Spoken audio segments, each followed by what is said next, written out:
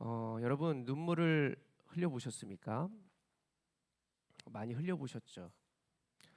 사람은 대부분 눈물이라고 하면 마음이 슬프거나 어떤 문제가 생겼을 때 눈물을 흘린다라고 생각을 합니다.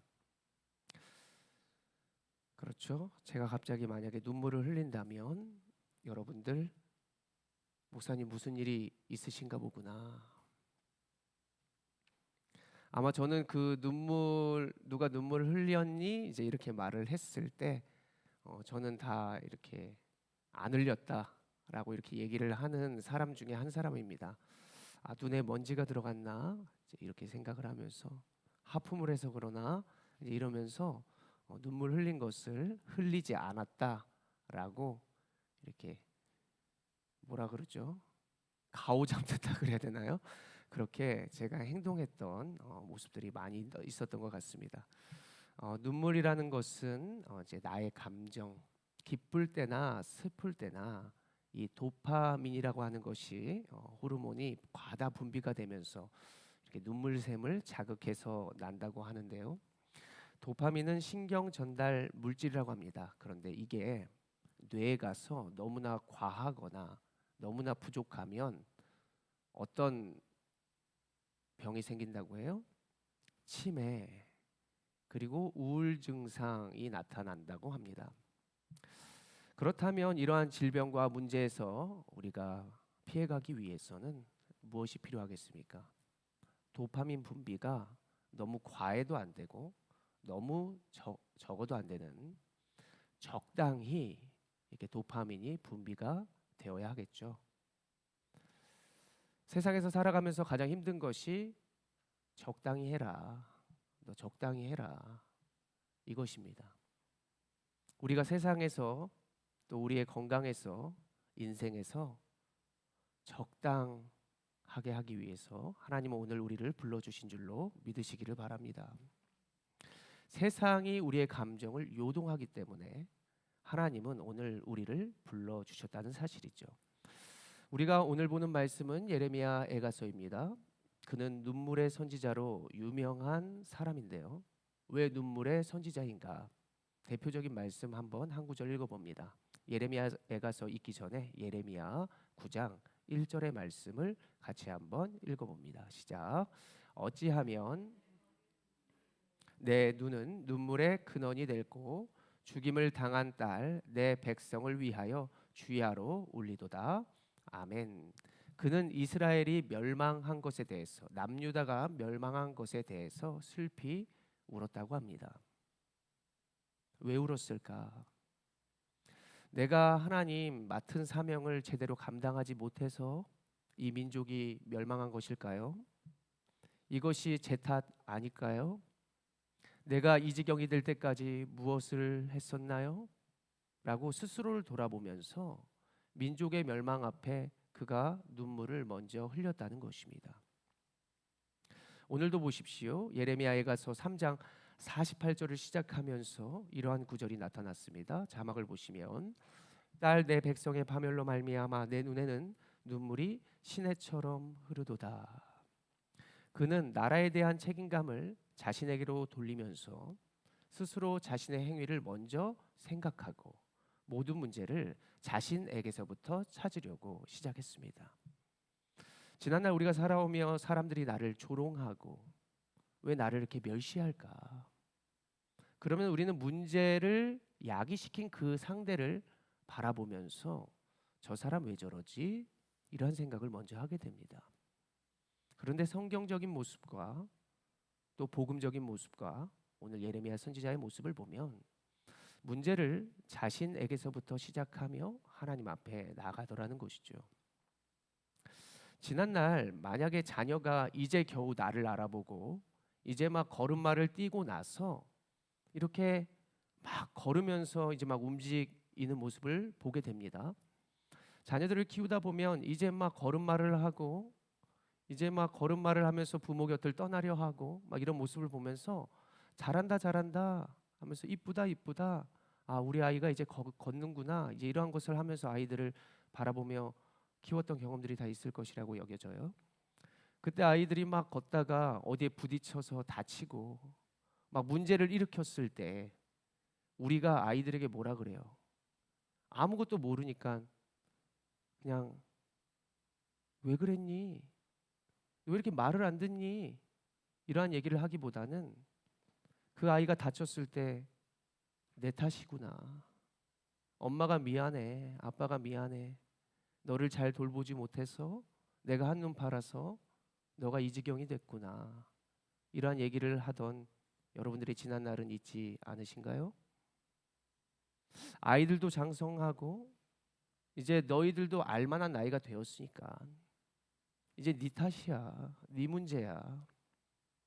우리는 우리 스스로의 책임으로 먼저 여기기보다는 자녀가 잘못했다고, 자녀가 문제를 일으켰다고 이렇게 여기면서 살아가는 경우가 지금 우리의 모습은 아닐런지 저는 좀 돌아봤으면 좋겠습니다. 우리가 부모니까 하나님이 우리에게 책임자로 맡기셨으니까 그래서 우리는 그 아이를 키워야 하는 사명이 있음에도 불구하고 모든 탓과 책임을 우리가 자녀에게 돌리고 있지는 않은가라고 생각을 해볼 수 있겠습니다. 오늘 예레미야 역시 나라와 민족과 백성들을 하나님께서 자신에게 맡기셨는데 이 모든 민족의 멸망과 그들이 우상에게로 나아갔던 모습과 또 그들이 이방들을 바라봤던 이 모든 모습이 나의 책임은 아닌가? 내가 한눈 팔아서 그런 것은 아닌가? 그가 눈물로 회개하면서 하나님 앞에 먼저 무릎을 꿇었다는 것입니다. 예를 들어보자면 얼마 되지 않는 새신자가 우리가 눈물 흘리고 기도하고 박수치고 소리를 부르짖어 기도하는 모습을 보면서 뭐라고 할까요? 왜 저래? 미쳤나 봐. 이런 얘기 할 수 있잖아요. 예레미야가 나라와 민족을 보면서 눈물 흘리고 부르짖고 무릎을 꿇으니까 백성들이 왜 저래? 쟤 왜 저러는 거야 혼자? 이미 나라가 멸망했는데 왜 저렇게 눈물 흘리고 난리야?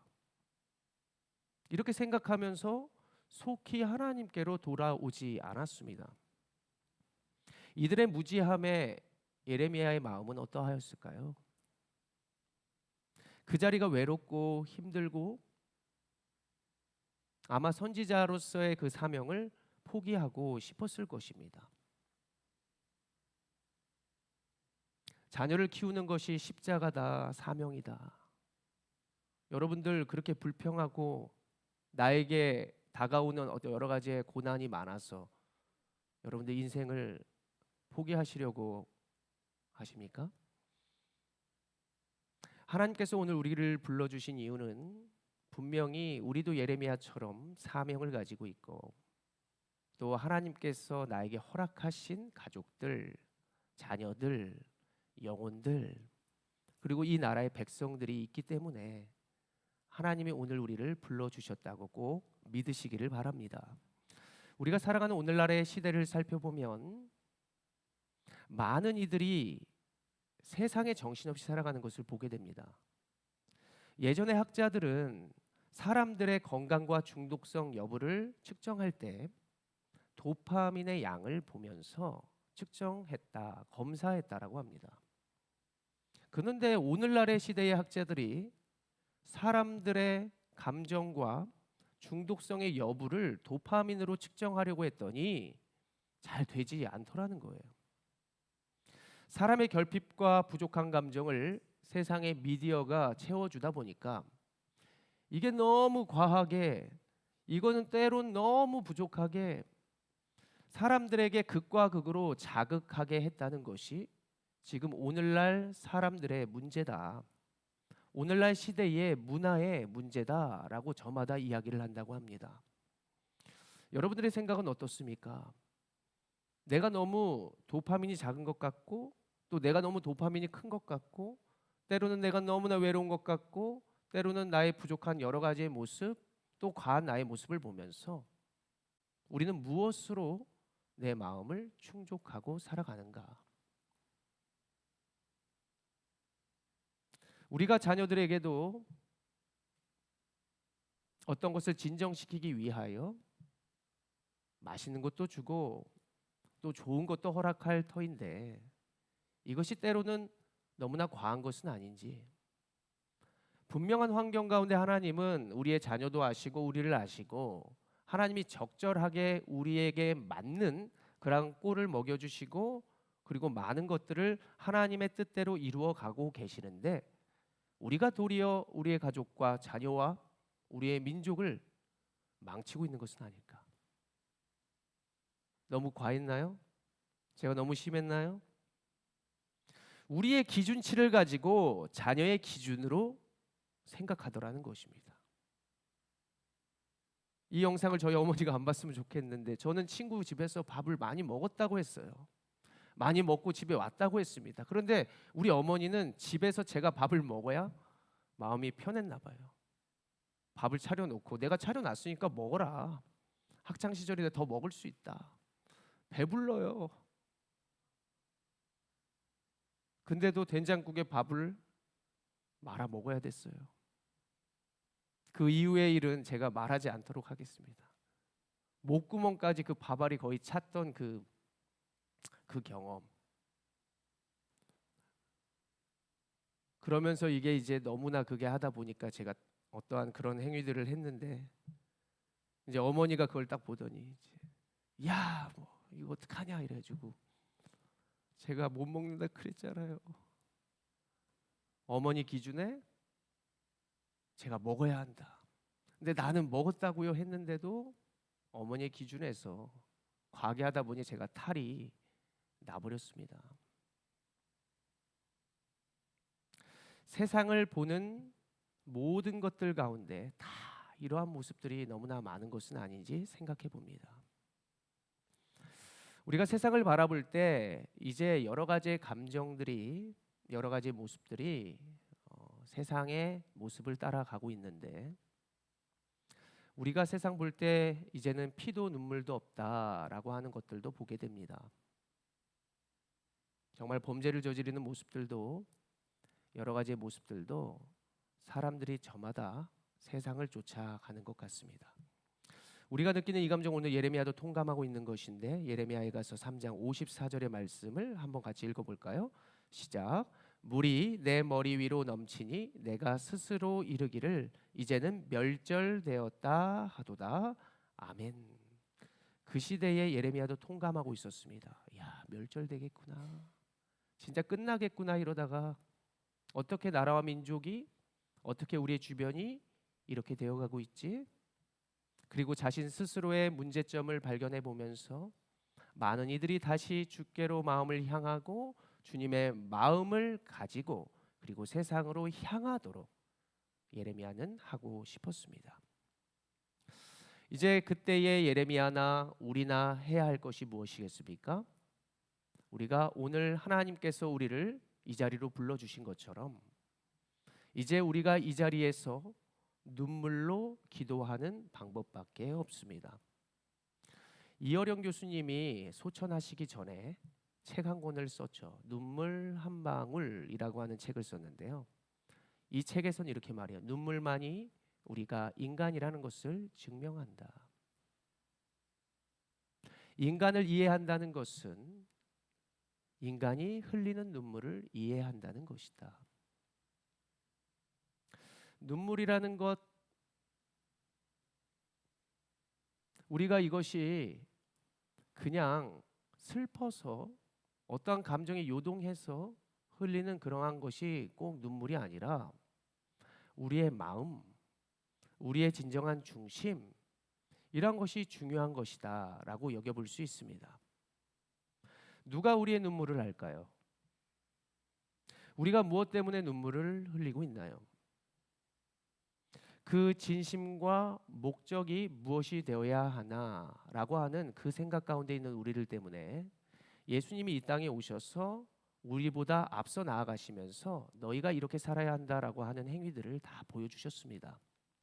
그 가운데 예수님도 예루살렘이 무너지는 것을 생각하시며 눈물을 흘렸고, 그리고 병에 걸린 사람들, 불쌍하고 소외된 자들, 그리고 목숨을 잃어서 아파하는 자들과 함께 마음을 같이 하면서 눈물을 흘렸다는 것, 이것을 말씀 속에서 찾아볼 수 있습니다. 요한복음 11장 35절의 말씀 우리가 간단하게 한번 읽어봅니다. 시작. 예수께서 눈물을 흘리시더라. 아멘. 눈물을 그냥 흘린 것이 중요한 게 아니라 예수님이 마음을 함께하면서 눈물을 흘렸다는 것이죠. 나사로가 죽은 그 상황 가운데 그 가족들이 너무나 슬퍼하니까 마음을 같이 했다는 것입니다. 그들과 목적으로 함께 했다는 것입니다. 예수님이 목적이시기 우리가 예수님이 목적이라는 것을 너무나 잘 알고 있고 예수님이 복음이라는 것을 너무나 잘 알고 있는데 그 예수님이 직접 움직여 주셔서 그들과 함께 하셨다는 것이죠. 백성과 함께하고 우리의 가족과 함께하고 사랑하는 자녀와 함께하는 것이 곧 눈물을 흘렸다라고 하는 포인트입니다. 그래서 예수님이 임마누엘 되신다, 우리와 함께 하신다 라고 하는 모습을 구약에서도 예언하셨고 예수님은 그것을 그대로 실천해 주셨다는 것이죠. 오늘 우리는 이스라엘의 그 남유다의 멸망을 바라보면서 예레미야 선지자가 눈물을 흘렸다, 그리고 통회했다, 자신에게서부터 그 문제점을 찾으려 했다, 그런 모습을 지금 보고 있습니다. 그렇다면 우리의 모든 문제 앞에서 우리는 무엇을 생각해야 할까? 내가 우리의 자녀들과 얼마나 함께 했을까? 내가 우리의 교회와 얼마나 함께 하려고 마음을 가졌을까? 내가 우리의 가정과 우리나라와 민족 안에서 내가 얼마나 마음을 가지고 정말 함께 동참하고 함께 하려 했을까? 이것을 우리가 오늘 말씀 가운데 돌아보고 적용해 볼 수 있다고 여겨집니다. 그분은 임마누엘, 그리고 눈물에서 끝나는 것이 아니라 더 나아가 죽기까지 사랑하시고 배신한 자들에게도 또한 나아가 계속해서 품어주시며 그분의 사랑을 나타내셨습니다. 세상이 내 마음대로 되지 않죠. 나라 민족도 내 뜻대로 되지 않고, 그리고 이 세상의 위정자들과 대통령과 또 우리의 모든 가정의 구성원들이 내 뜻대로 되지 않죠. 그때 너는 왜 나에게 그러느냐고, 나는 노력했는데 너는 왜 그렇게 안 하냐고, 그렇게 생각하는 것이 예수님의 모습과 오늘 하나님이 우리에게 가르쳐 주시는 모습이 아니라, 그때에도 내가 마음으로 함께 나아가면서 내가 좀 더 잘할 수 있는 것은 무엇일까? 내가 좀 더 그들과 함께 할 수 있는 것이 무엇일까? 내가 나라와 민족을 위해서 해야 할 것이 무엇일까? 이것이 가장 우리에게 중요한 사명이라고 여겨봅니다. 저는 이제 나라와 민족 가운데 10월 27일 날 연합 기도회, 연합 예배를 광화문에서 한다고 하는데 저는 사실은 제 속 마음은 반신반의예요. 평소에도 기도 물론 했겠죠. 그런데 여러 가지의 세상의 악법과 또 여러 가지 모습 때문에 광화문에 모인다고 하는데 좋은 취지가 또 잘못된 모습으로 나타날까봐, 또 그 결과가 어떤 사건과 사고와 또 여러 가지의 쓰레기 정리도 안 해서 또 세상 사람들에게 여러 가지 또 핍박을 받는 것은 아닐까, 이런 걱정과 우려도 되는 것은 사실입니다. 그럼에도 불구하고 정말 우리의 마음과 중심이 나라와 민족을 향해 나아가는 것이라면 분명히 하나님은 그 기도회와 예배 가운데 함께 하실 것이고, 분명히 악법과 여러 가지 잘못된 모습을 하나님은 바로 잡아 주실 것을 믿습니다. 더 나아가 여러분들, 저는 먼저 여러분들이 여러분들의 스스로와 여러분들의 자녀와 가정을 좀 바로 세웠으면 좋겠는데요. 조금만 우리의 생각 내려놓고 세상의 기준으로 자녀를 보는 게 아니라 내가 말씀으로 먼저 하루를 시작하면서 자녀를 대하고 우리의 가족들에게 나아갔으면 좋겠습니다. 그때에 내 생각이 조금 더 내려가 있지 않겠습니까? 하나님께서 맡기신 우리의 자녀들 이제 금방 크죠. 우리 곁을 떠납니다. 이제 세상의 미디어가 나보다 더 주인이 되어서 마음대로 되지 않는 모습들도 많이 있을 것이고요. 이제는 너무나 커서 내가 얘들에게 해줄 수 있는 것이 하나도 없구나라고 생각하는 부모들 분명히 있을 것입니다. 여러분들은 힘으로 하려고 하니까 안 되죠. 그래서 우리가 하나님 믿고 또 하나님으로 인하여 기도하면서 그들에게 나가야 하지 않겠습니까? 하나님께 지혜를 구하고 나가는 모습들로 우리가 하루하루를 일기장에 내가 하루를 기록하듯이 자녀들에게 진짜 주님이 주시는 마음, 예수의 이름을 통하여 예배하는 것처럼 하나님의 말씀을 통하여 그들에게 하나님의 마음을 전해주고 사랑으로 양육한다면 분명히 자녀들은 돌아오게 되고 또 하나님 안에서 잘 자라게 될 줄로 믿습니다. 예레미야가 이렇게 기도해서 결국 남유다는 회복하게 되죠. 하나님의 때가 차서 분명히 남은 자와 선지자들을 통해서 이스라엘의 남유다의 진정한 회복이 나타나게 된 것처럼 여러분들의 가정 그리고 여러분들의 맡겨진 교회, 나라와 민족도 결국 여러분들의 중심과 진심 어린 눈물로 인하여 분명히 회복이 되고 분명한 승리로 여러분들 인생 가운데 나타나게 될 줄로 믿습니다. 함께 기도로 우리가 나아가겠습니다.